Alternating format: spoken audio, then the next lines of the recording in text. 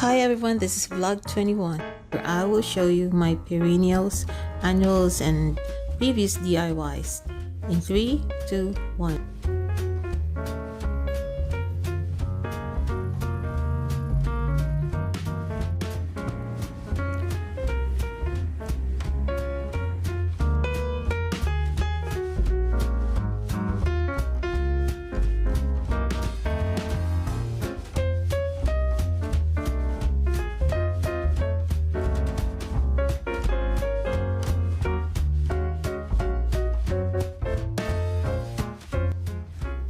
Today is a beautiful day with lots of sunshine, and when you are vlogging, you really don't know what will happen the day before and after you vlog. There are times when you have to change your content because of the weather. So this was the weather condition last night. It rained like crazy. We never had a break for the month of July. It's been always raining, sometimes the whole day, sometimes a difference of a few hours. It made our backyard very difficult to work on, like mowing the grass, because the ground is so saturated with water.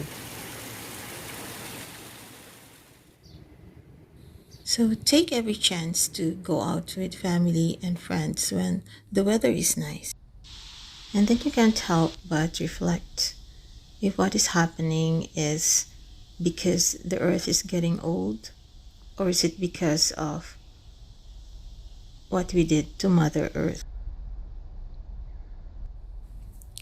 I still hope that we can still correct our mistakes, just like this golden pothos that we have for 15 years.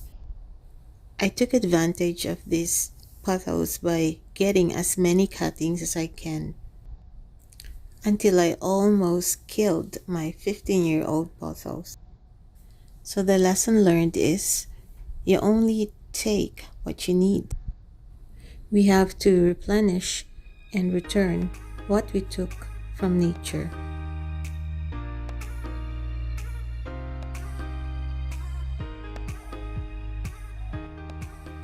I remember when I did a vlog about my 15-year-old Pothos that I thought it will do better once summer comes and I will be able to place this plant outside.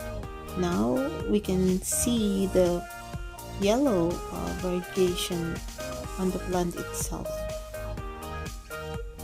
It really turned a new leaf, metaphorically speaking.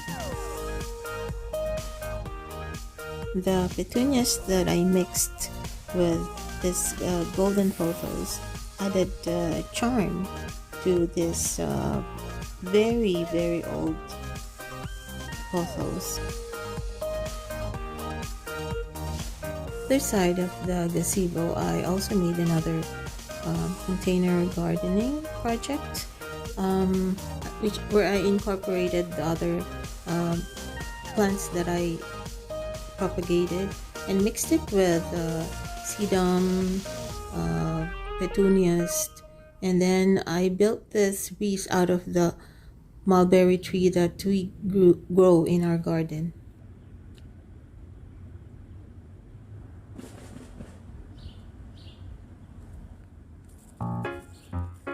This is the other DIY hanging plant that I did in my previous vlog. Unfortunately, the Begonia that I used as my focal point was damaged during a weather inclement, but I replaced it with red Petunia. So I think the Petunia did a good job in recovering that spot where the Begonia left off. And the big show off here is the neon Pothos. It just thrive under the sun and made this combination a perfect combination for a hanging plant. So here's the 4 of them together. The daisies are perennials, meaning they do come back year after year, but you have to deadhead or remove the spent flowers. If the daisies are low maintenance, the more the Asian lilies are, you have to dig out the tubers and move them somewhere else. Otherwise, they will just take over your garden.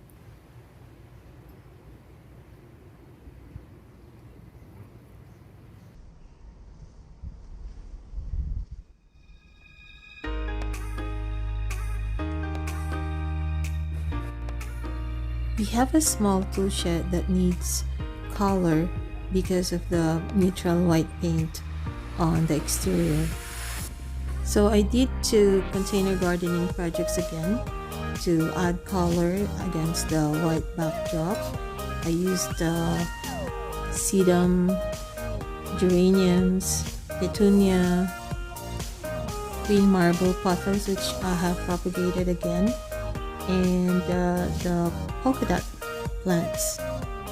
I also reused an old pot from last year and the Skyflakes container that I painted white.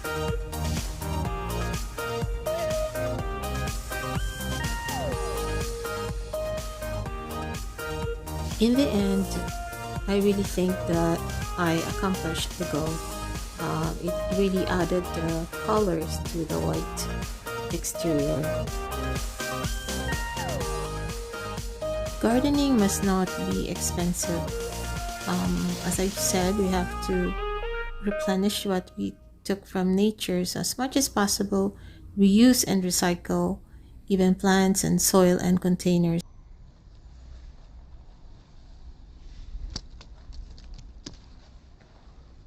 So here's the area that I reclaimed this year.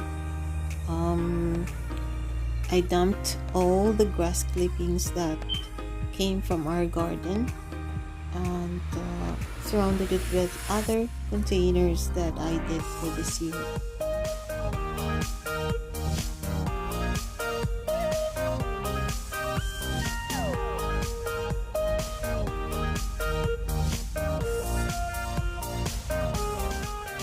The labella is really so versatile. The plant itself can make the container stand out. And here's another superstar in the making. Rose moss or portulaca or Vietnam rose in the Philippines.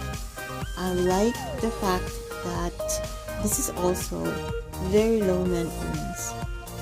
After planting, you just water and then you wait until the blooms come out. This is a topiary of the Rose of Sharon. It looks like a hibiscus, so I will assume that it belongs to the hibiscus family.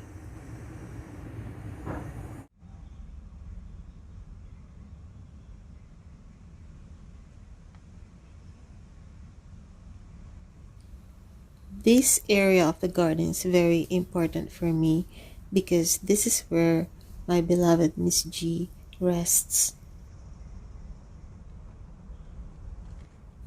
This is one of the varieties of hostas that we have in our garden. There are three more planted along the fence.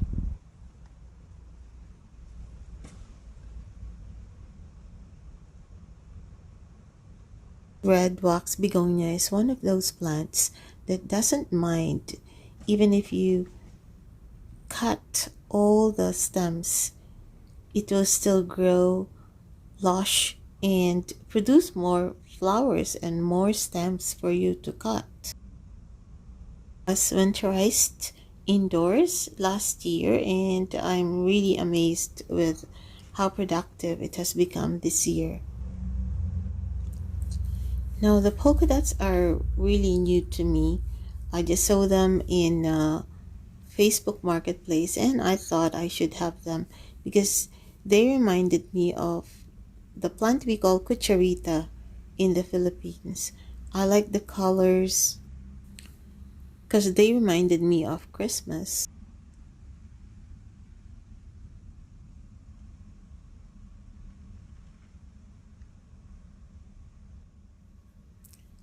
Another DIY that I did in my previous vlog is doing happily.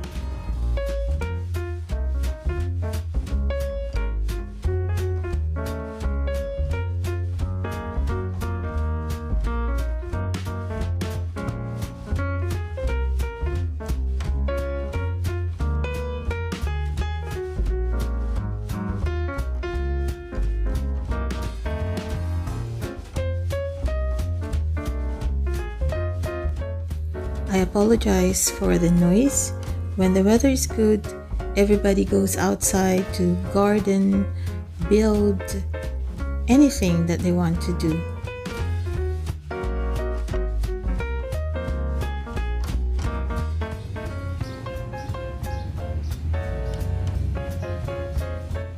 The strategical location of the hanging Petunia made it look like the old stump of trees that we have in our garden. It made them look like two giant topiaries.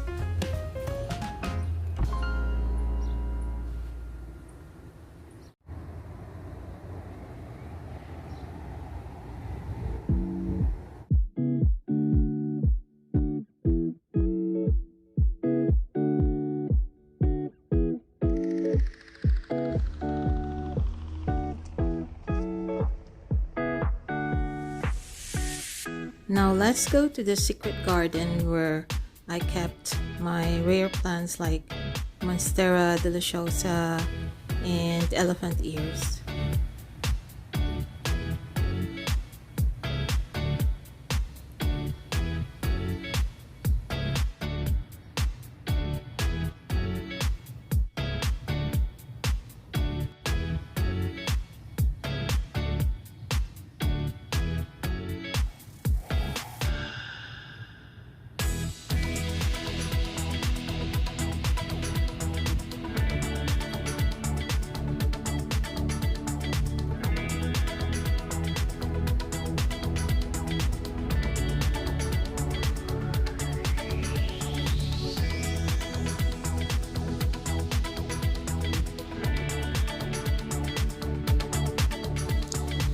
I'm glad that I found this place where I can just chill and relax. Black-eyed Susan is also a perennial plant. It has very similarities with a sunflower. Only the flowers are smaller than the sunflower.